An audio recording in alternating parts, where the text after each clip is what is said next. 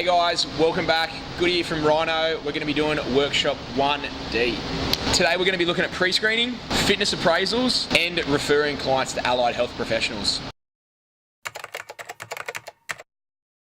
So upon acquiring new clients as a trainer or within the business that you're currently working for, it's absolutely essential that you do make sure that they are filling out a medical questionnaire to gain any knowledge of prior conditions that they have that could affect them and their exercise program, to make sure you as a trainer are covered. It's very rare that instances would occur that you would have to send somebody to get a clearance from a doctor, but to just make sure that this is completed, signed and dated is going to make sure that you're covering yourself if any incident was to arrive, and it's just good for filing of all your clients' personal details. Our pre-screening questionnaire is a pretty stock standard, could be used for yourself or within your business to make sure that you're getting the necessary information from your client.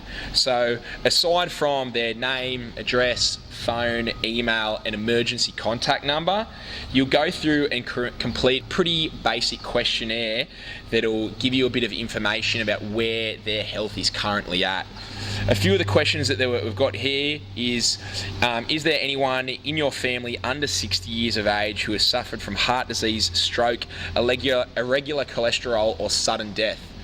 So if the answer is yes to that, they would have to circle the appropriate box. Also, if the person is a regular smoker, are they pregnant or given birth in the last 6 weeks? Have they been hospitalised recently? Do they have any condition that may be worsened by rigorous exercise, or do they suffer from any of the following conditions? And they've got a little template here with some boxes that you can tick, whether that they've suffered from or are suffering from heart condition, irregular cholesterol, high blood pressure, rheumatic fever, diabetes, liver or kidney conditions, arthritis, glandular fever, stroke or epilepsy. Also then the questionnaire will go on to state if they're currently on any sort of medication, if they've taken their blood pressure in the last 3 months, if they can remember the reading. And then on completion of that, the second section there will go on more specific to injuries.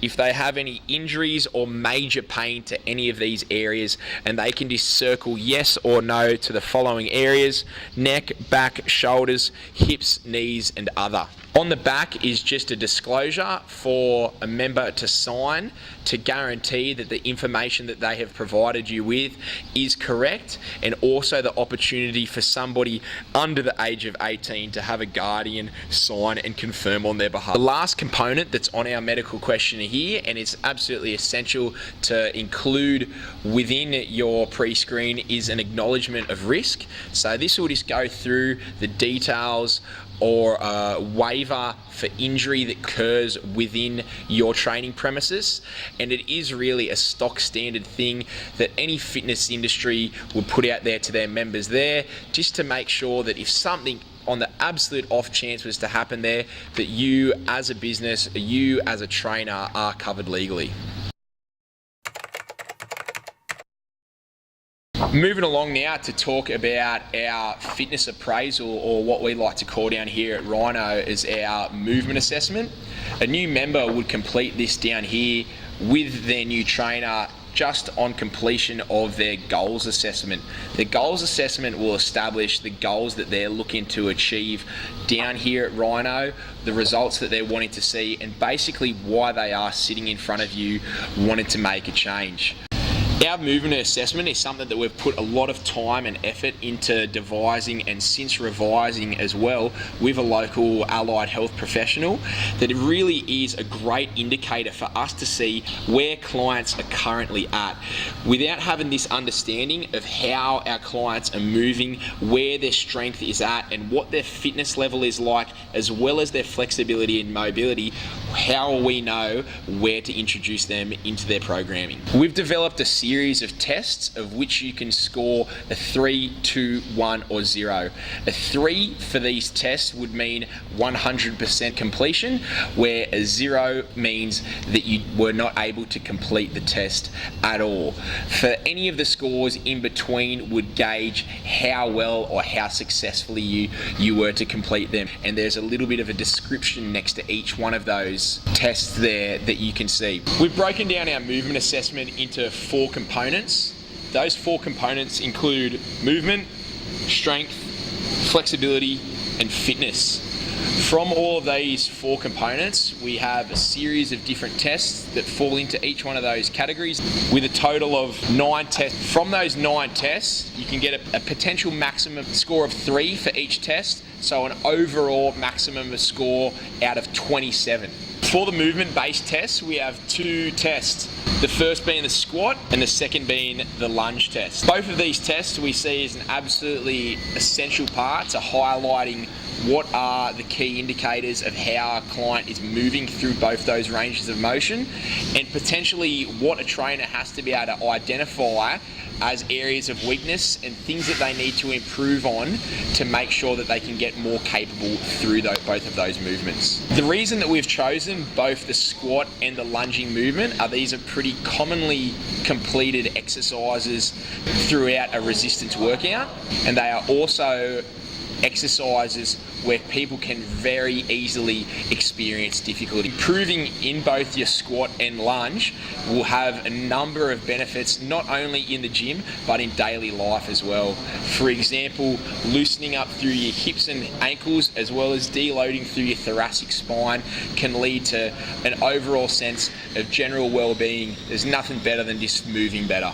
Our 4 tests that fall in the category of strength are glute activation, upper back activation, push-up test for upper body strength, and a hollow hold for core strength. We've selected these 4 exercises or movements to give a really well-rounded approach to where somebody's strength is at. It is not necessarily the completion of those tests, but how they have completed them, which is going to give them the score to see where they're at and what they need to focus on in improving their strength in those areas. The 2 tests that we've selected for flexibility are the standing pike and shoulder mobility test. These are 2 very simple, basic tests that show where a member's hamstring length is at for the standing pike, and also where a client's shoulder capability is at.